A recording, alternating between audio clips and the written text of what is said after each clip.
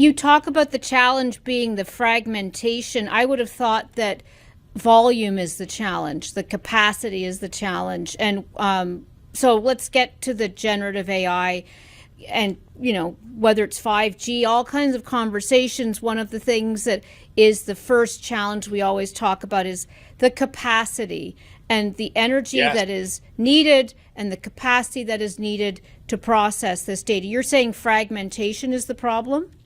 I mean, there are No, different I think problems. both. There are different problems and both exist. About 20% of you quoted this at the beginning. About 20% of data center power and space goes to data storage. Yeah. It's too much. Now that we have an alternative to that, at 1/10 the power and space, why wouldn't we use that, right? If it's roughly the same price, and as data continues to grow, there is another study that says that at the current pace and speed, data would be 40% of data center space and power. And obviously that's just too much. So reducing, and furthermore, if we're able to reduce power by that amount, I mean, obviously that's good for everyone. It's good for the planet. It's good for the companies that we sell to. So we're very focused not only on continuing to be the best in this area, but continuing to reduce the power per, we call it terabyte, which is an amount of data, the amount of power that one burns for a set amount of data. Can I ask, Charlie, when I speak to people in the tech industry, talent is always, of course, one of the major concerns. What keeps you up at night? Let's see. What keeps me up at night is our ability to. Honestly, it's interesting. It's our ability to tell our story in a way that's meaningful to our customers.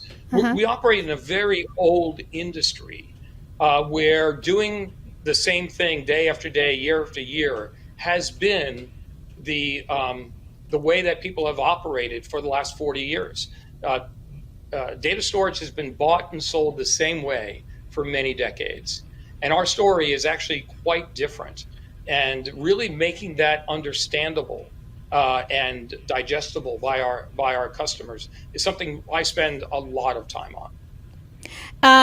Well, it gets to what your physicist, I guess, relative, inertia is a powerful force, as you know, but yet we're at a time of incredible disruption. So help us look around the corner a bit as to, what should we be paying attention to? Let's even start with the 202 area code, Washington.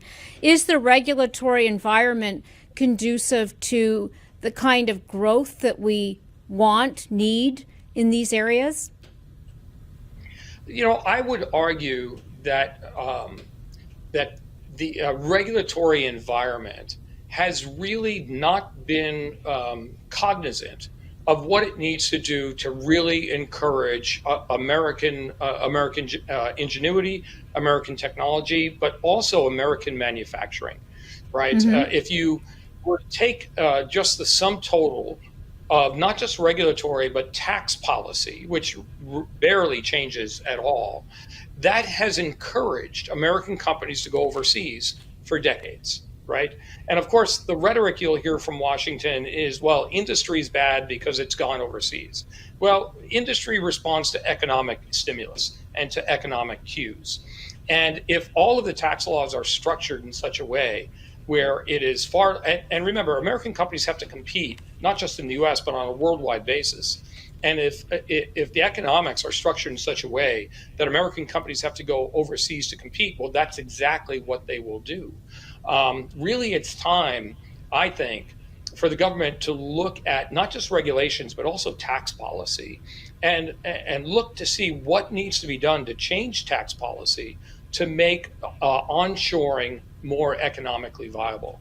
And I really believe one of the things, and you mentioned the availability of talent, one of the things that tax policy has done has made U.S. workers far more expensive than workers around the world.